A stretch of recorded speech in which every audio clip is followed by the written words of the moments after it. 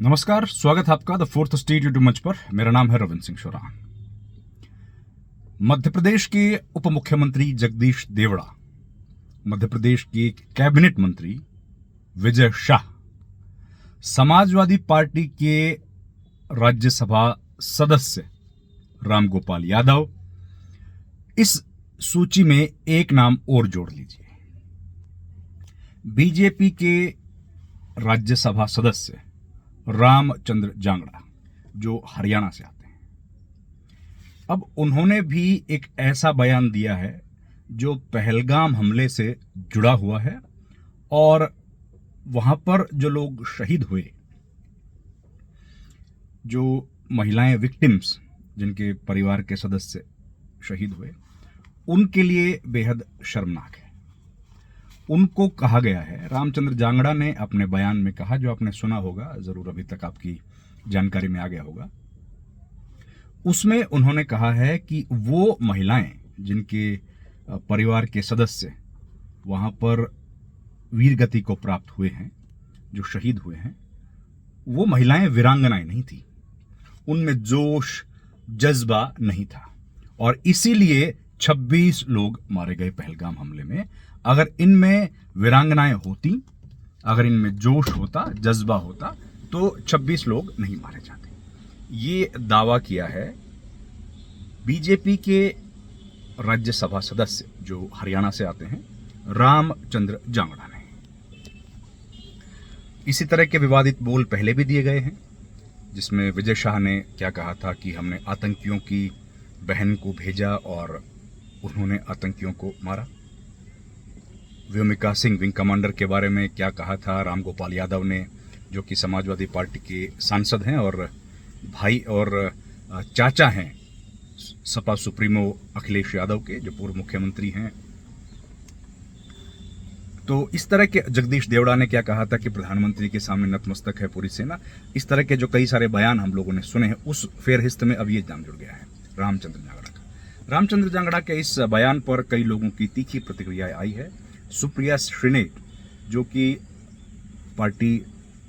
Congress party की प्रवक्ता है, उन्होंने कहा है कि ये बेहद शर्मनाक बयान है और बीजेपी लगातार पहलगाम में हुए आतंकी हमले पर इस तरह के बयान दे रही है।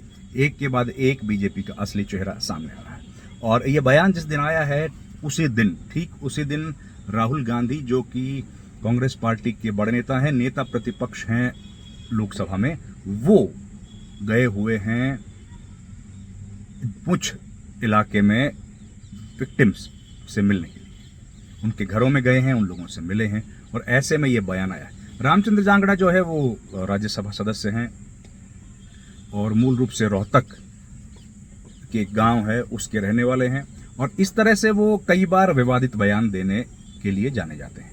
इसके पहले भी उन्होंने कुछ एक बयान ऐसे दिए हैं जो जातिगत विभेद को लेकर, जातियों के बंटवारे को लेकर हैं, या ऐसे राज्यसभा में भी एक दो बयान दिए हैं जिन पर विवाद हुआ है। तो इस तरह के बयानवीर वो माने जाते रहे हैं। लेकिन हैरानी की बात है कि आखिर बीजेपी के लोगों को हुआ क्या है। बीजेपी के लोग किस दौड़ में हैं, किस अंधी दौड़ में हैं कि उनको ये सूझ नहीं रहा कि इस तरह का नाजुक वक्त, ऐसा नाजुक वक्त जब देश के तमाम लोग एकजुटता का परिचय दे रहे हैं, सब लोग ये कहना चाहते हैं कि हिंदुस्तान के लोगों को एक साथ दिखना चाहिए, संकट का दौर है, ऐसे में रामचंद्र जांगड़ा जैसे लोग ऐसे हल्के, ओछे और अपमानजनक बयान आखिर क्यों दे रहे हैं। हमने देखा था कि हिमांशी नरवाल, जो जिनके पति नेवी ऑफिसर थे, जो शहीद हो गए थे, उनके बारे में कैसे बयान दिए गए, उनको किस तरीके से ट्रोल किया गया।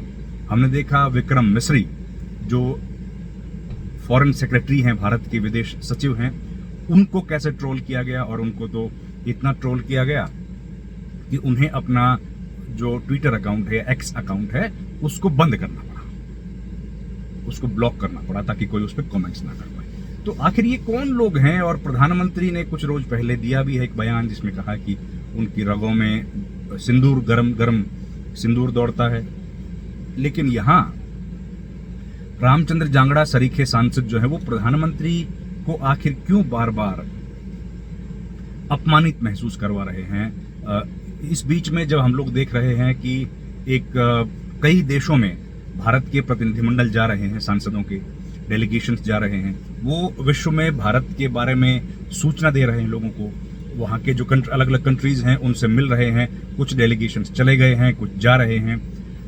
कुछ लोगों ने अलग अलग देशों के राष्ट्रीय अध्यक्षों से मुलाकात की है, किसी ने विदेश मंत्री से मुलाकात की है और भारत की जो स्थिति है उस पर चर्चा की है। भारत अपनी छवि को विदेशों में क्लियर कर रहा है कि पहलगाम हमले के पीछे जो टेररिस्ट थे, वो आतंकवादी जो आए थे वो पाकिस्तानी थे और उन पाकिस्तानी जो टेररिस्ट थे उन्होंने भारत में पहलगाम के हमले को अंजाम दिया। ऐसे में अपने घर के लोगों को, अपनी महिलाओं को कमज़ोर बताना, उनको वीरांगनाएं नहीं बताना और कहना कि अगर ये महिलाएं मजबूत होती तो 26 जिन लोगों की मृत्यु हुई है वो नहीं होती, वो शहादत उनको नहीं शहीद होना पड़ता। तो अब ये बयान ऐसे समय पर आ रहे हैं जब देश को बहुत ज़रूरत है, हम लोगों को ज़रूरत है एकजुट होने की, क्योंकि जब हमला जब से हुआ है तब से अलग अलग तरीके के बयान आ रहे हैं। डोनाल्ड ट्रंप जो हैं वो अलग बयान दे रहे हैं। मार्को रूबियो जो वहाँ के फॉरेन सेक्रेटरी हैं, विदेश मंत्री अमेरिका के, उनके बयान आए। उसके बाद लगातार प्रधानमंत्री नरेंद्र मोदी ने एक रैली में अपना भाषण में कुछ बातें स्पष्ट की। उन्होंने देश के नाम संदेश दिया, उसमें कई बातें स्पष्ट हुई।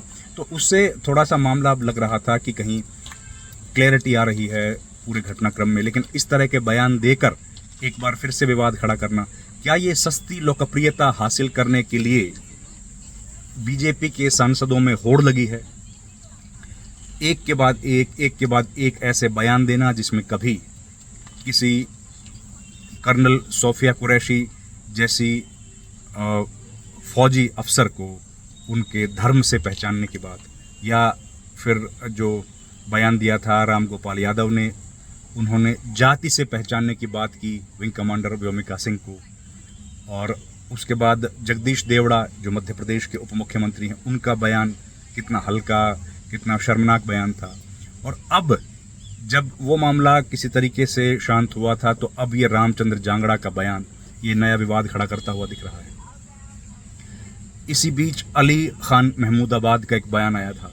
उन्होंने भी पहलगाम हमले से जुड़े और उसके बाद ऑपरेशन सिंदूर जो हुआ था उस पर कुछ लिखा था और उस लिखे हुए पर हरियाणा की महिला कमीशन ने कार्रवाई की, जिसके बाद उनको जेल जाना पड़ा। जेल जाने के बाद सुप्रीम कोर्ट में उनको जमानत मिली और उस जमानत के बाद उन्होंने, सुप्रीम कोर्ट ने क्या टिप्पणियां की थी वो भी हम लोगों के सामने है।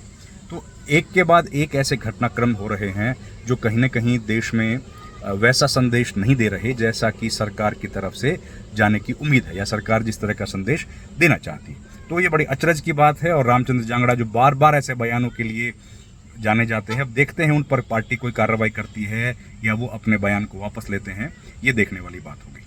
इस वीडियो में इतना ही। आपसे गुजारिश है हमारे चैनल को लाइक, शेयर और सब्सक्राइब जरूर कीजिए। आपका बहुत बहुत धन्यवाद।